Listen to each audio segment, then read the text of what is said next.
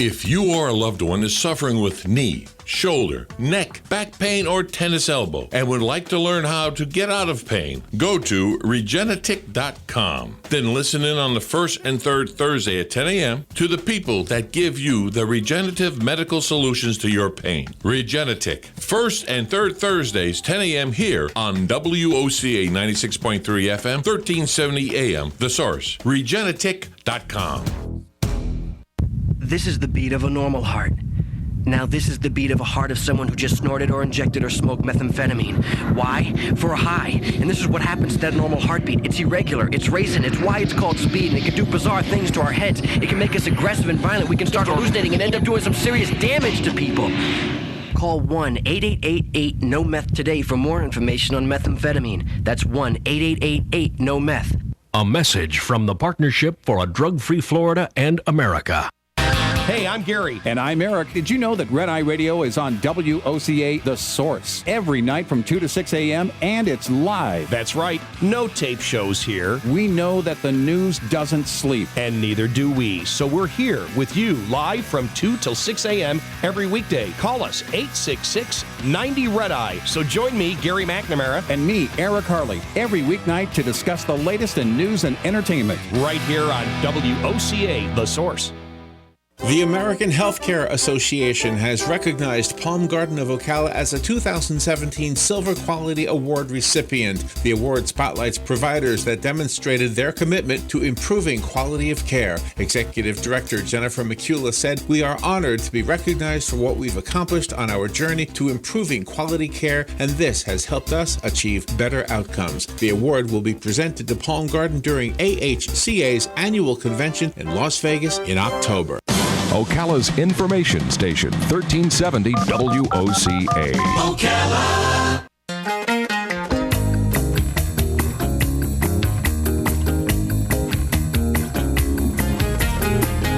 All right, 25 minutes before 11 o'clock. Thank you for tuning in. One of the cool things about social media when you're 62 years old, Robin, one of the cool things is that you get to see people who are also 62 who you haven't seen since you were 12.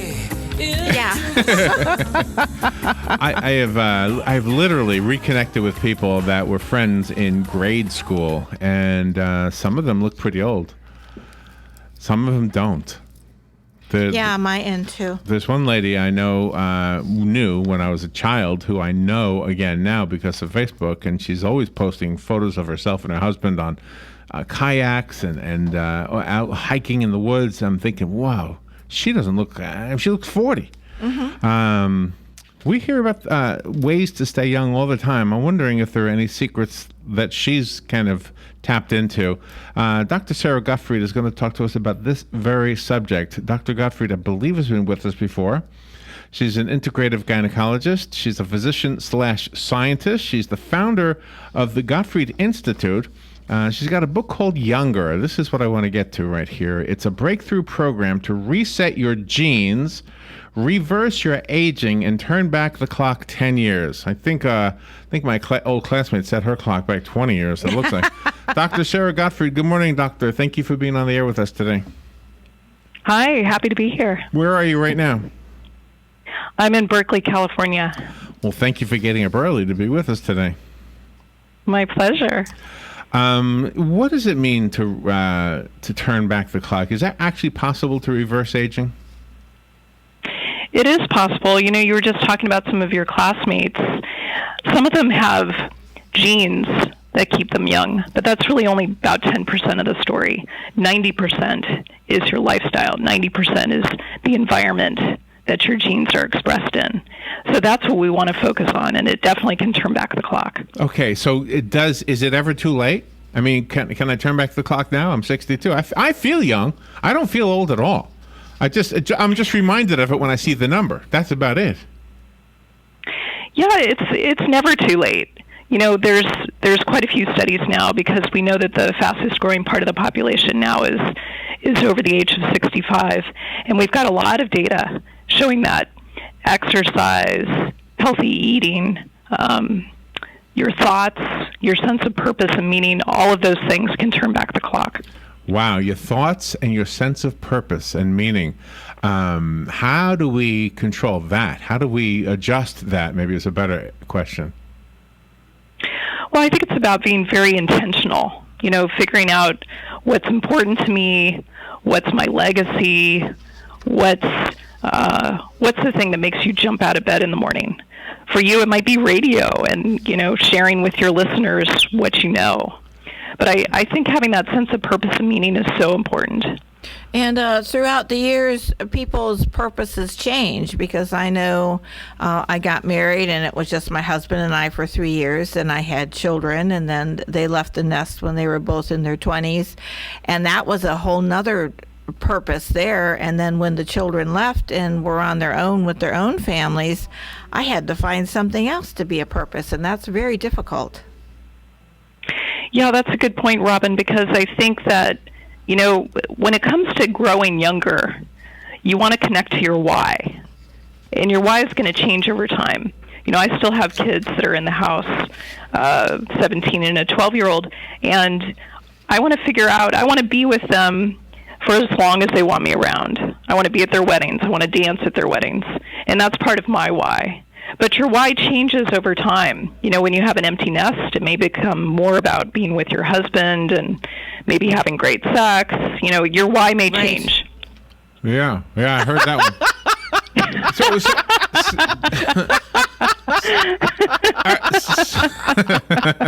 Life's an adventure. But on that note, though, and this is, I guess, a little bit on the adult side. But on that note, I know a lot of guys who don't realize they're older, and they are.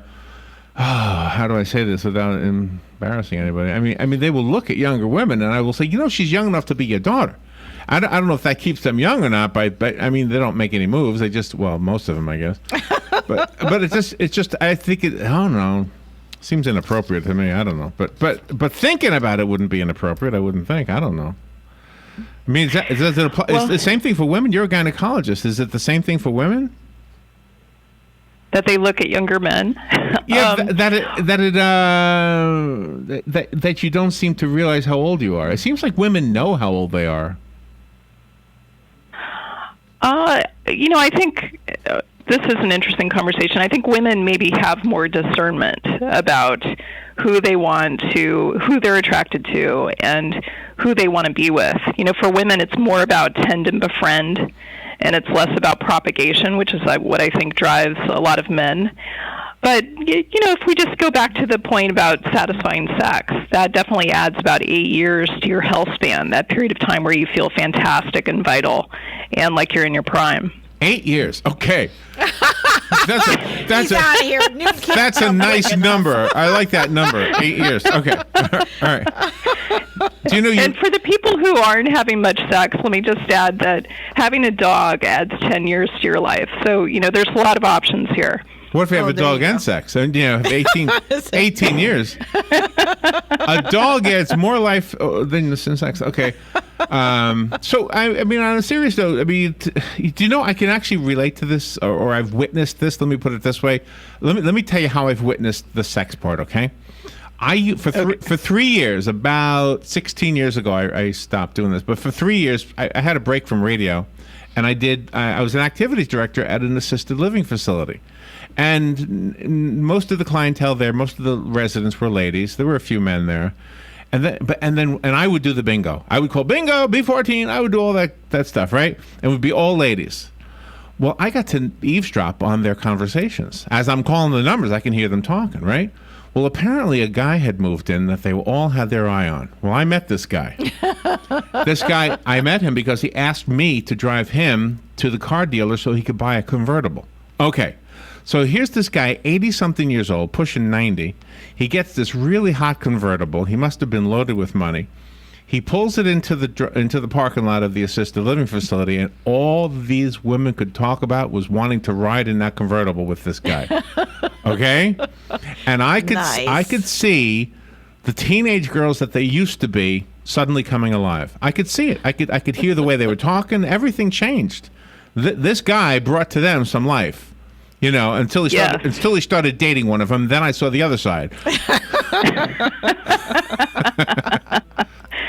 Well, I love that story because you're right. I mean, there's something about sexual attraction and flirting that makes you younger. It fills you with oxytocin. That's the hormone that kind of counters the stress hormone, cortisol.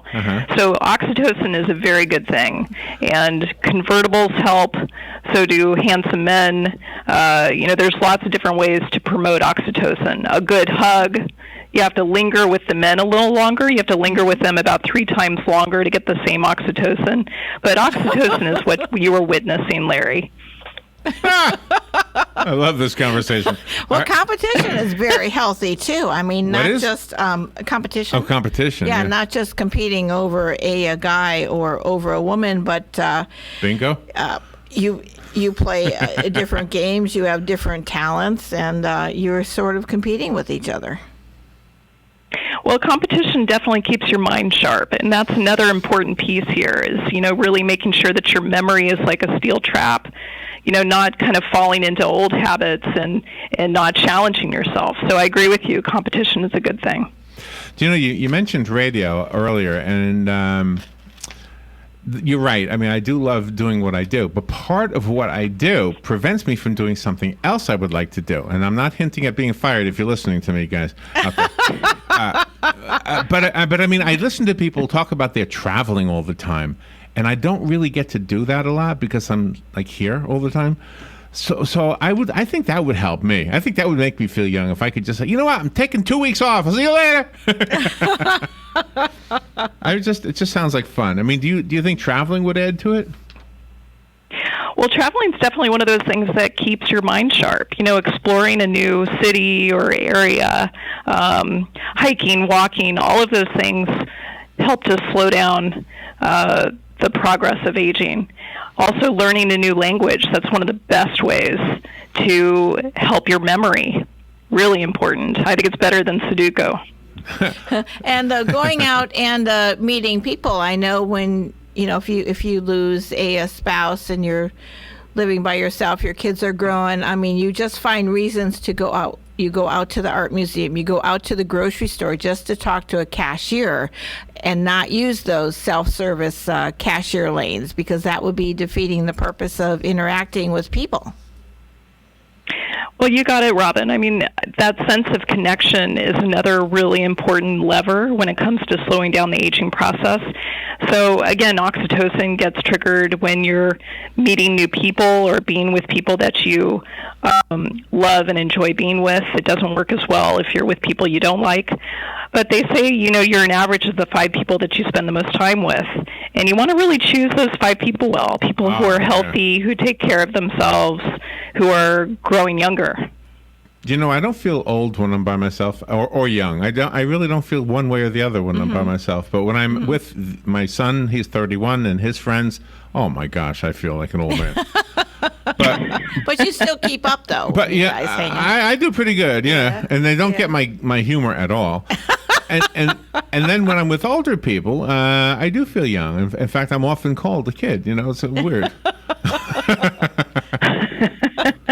And the health, you are correct, is a huge factor. I mean, gosh, you yourself are recovering from a bout of laryngitis, but you didn't let that keep you down in your practice or doing your radio tour. That's right. I mean, my voice may not be as strong as it usually is, but what I hope is that my enthusiasm and excitement to share with people these options for what you can do to slow down the progress of aging, I hope that comes through. So it's, illness comes and goes, especially over the age of 50. And I think the key is to not let it get you down, not let it get the best of you, but to really bring your best self forward. Talk about hormones. I know you've written some books about hormones, and it's kind of this mysterious chemical that I don't understand, and at the same time, it seems like we're at the mercy of our hormones. What we think and how we behave is sometimes directly related to the hormones that are circulating in our blood, right? Am I right about that? That's exactly right. Hormones dictate what you're interested in. They definitely dictate your behavior. You were talking about the guys who are looking at the younger women. That would be testosterone. And I wouldn't say that you're at the mercy of your hormones. I think there's so much you can do to change your hormones for the better, so that they're really supporting you. They're on your side. So for women, what happens is their estrogen goes down as they get older, especially after 51, the age of menopause. Testosterone goes down, so they start to lose muscle mass, about 5 pounds per decade, starting after 40. And for men, similar issue. Testosterone starts to go down after 40, and estrogen starts to go up. So you start to get man boobs sometimes, and fat deposits on your hips and waist. So there's a lot you can do to change this. The way that you eat, move, think, and supplement can really change your hormones. How do you do that? How do you change hormones? Well, I think it starts with what you put in your mouth. Food is not just fuel, it's information for your DNA, which is what Younger is about. And you want to make sure that you're not eating processed foods, that you're eating a lot of vegetables. I recommend 1 to 2 pounds per day. Oh, really? You want to eat, that's a lot of vegetables. Gosh. And that helps you with your testosterone. For a lot of people, they don't realize that healthy anti-inflammatory protein, for instance, can really make a difference. If you're eating too much sugar, that will lower your testosterone. So there's all these kind of daily choices that can control your hormone levels. So 1 to 2 pounds of vegetables. That's really not that much, though. When you go to the grocery store and you put 2 apples, 2 onions is a pound, right? Mm-hmm. Yeah, I think so. That's a lot of onions. You eat a lot of onions. Yeah, I'm not sure I would recommend 2 pounds of onions, but I think you're on the right track. I think having a big salad at lunch and dinner, having some steamed vegetables, maybe even making an omelet with some greens for breakfast. It's easy to get that that in.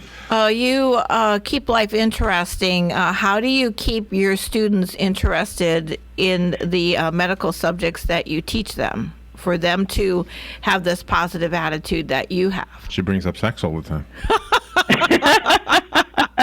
Well, sex is an important window to all of this, for sure. But, I also have a lot of patients who aren't having a lot of sex, in part because their hormones are out of whack. That's the cause of low sex drive in 70% of women. So the way I keep them interested is to really focus on, okay, what makes you tick? Like, how do we connect this information to the meaning that you have in your life? So for some people, they want to live a long life. They don't want to be in their 90s, not able to recognize their children and grandchildren. And with the walker, they want to be, really full of vitality. For other people, it's more about, like for my husband, he loves to cycle 100 miles at a time. So he wants to really keep his muscles intact. He loves centuries. So I think when it comes to keeping people motivated, it's about figuring out what's important to you and then connecting that functional medicine, that integrative medicine, to that sense of meaning. 100 miles. We did 50 one time. My butt hurt so bad. Oh, man, 100. It was tough. Oh, wow. All right. We have to take a little break. Dr. Sara Gottfried is our guest. We're learning about ways that we can stay younger, more Vivate? I think of a word, Robin. Think of a Vibrant. word. Vibrant, thank you. All right, we will be right back. The book, by the way, is called Younger, a breakthrough program to reset your genes, reverse aging, and turn back the clock 10 years. We'll be right back with Dr. Sara Gottfried after this break.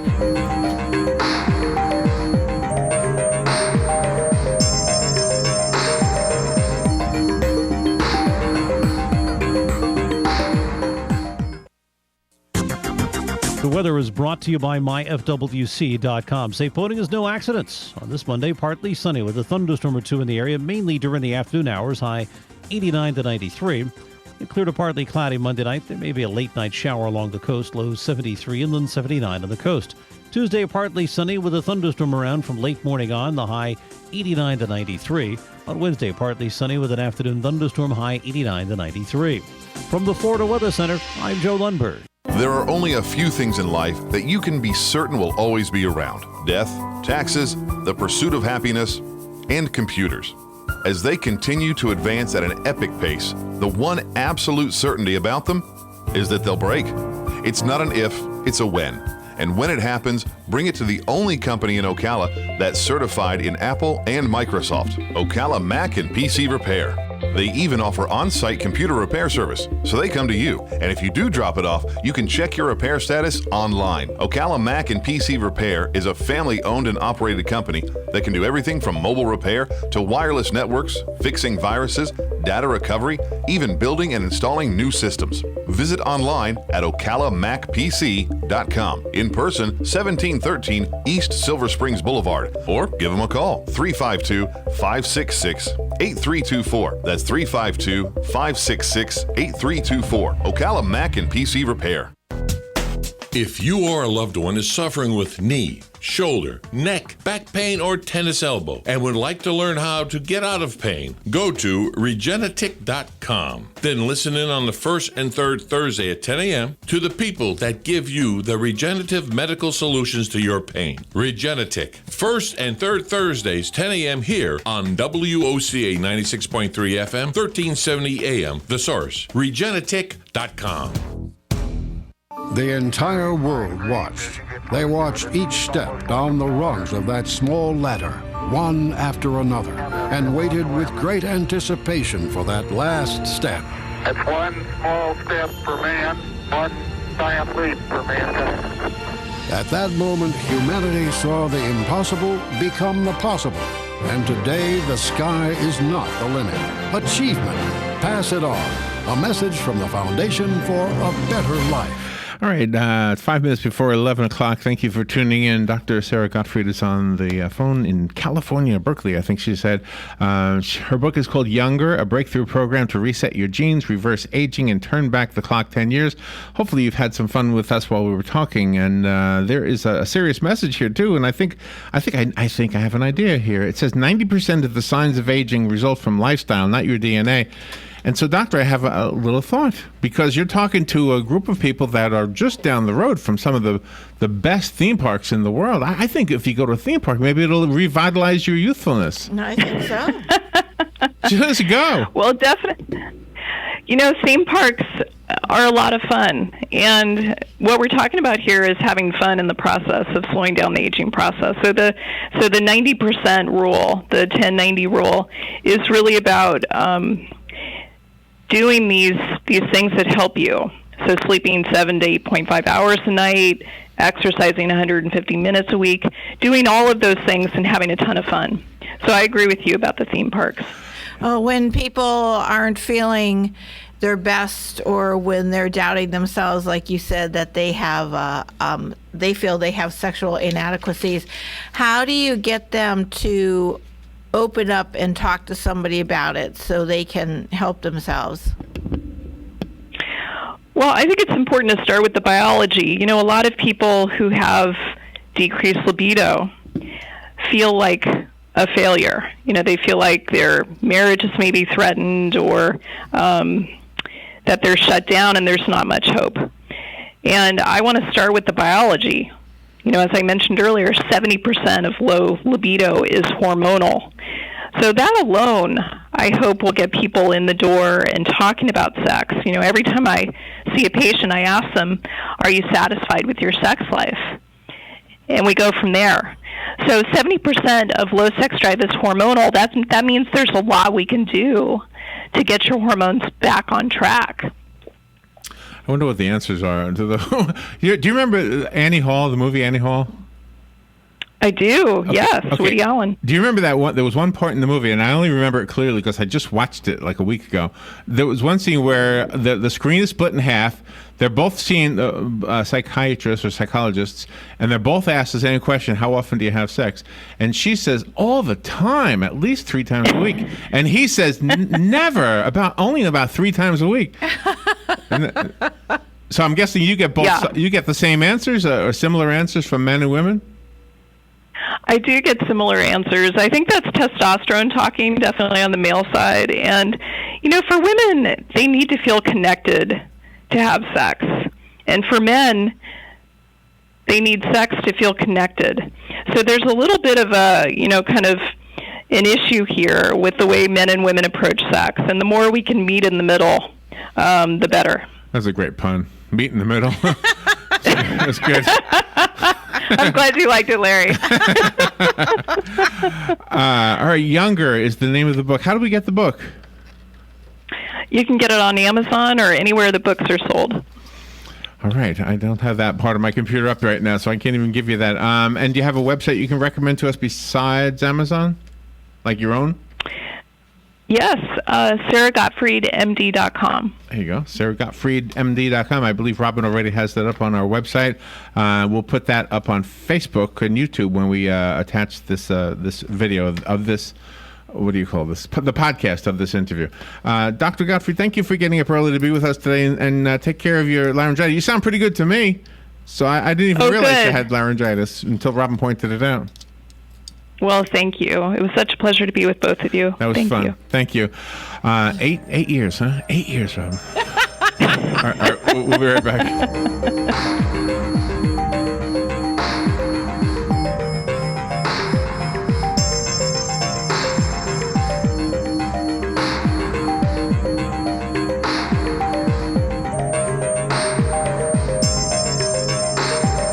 Here is your 30-second news brief. The city of Ocala has temporarily closed the Letty Tolles Dog Park due to concerns over the H3N2 canine influenza virus. Orlando attorney John Morgan has again hinted at running for governor. Airmen from Patrick Air Force Base rescued 2 men stranded on a boat that caught on fire 500 miles from shore. And Vice President Mike Pence is laughing off a photo that shows him putting his hand on a piece of NASA gear marked Critical Space Hardware Do Not Touch. And that is your news brief from The Source.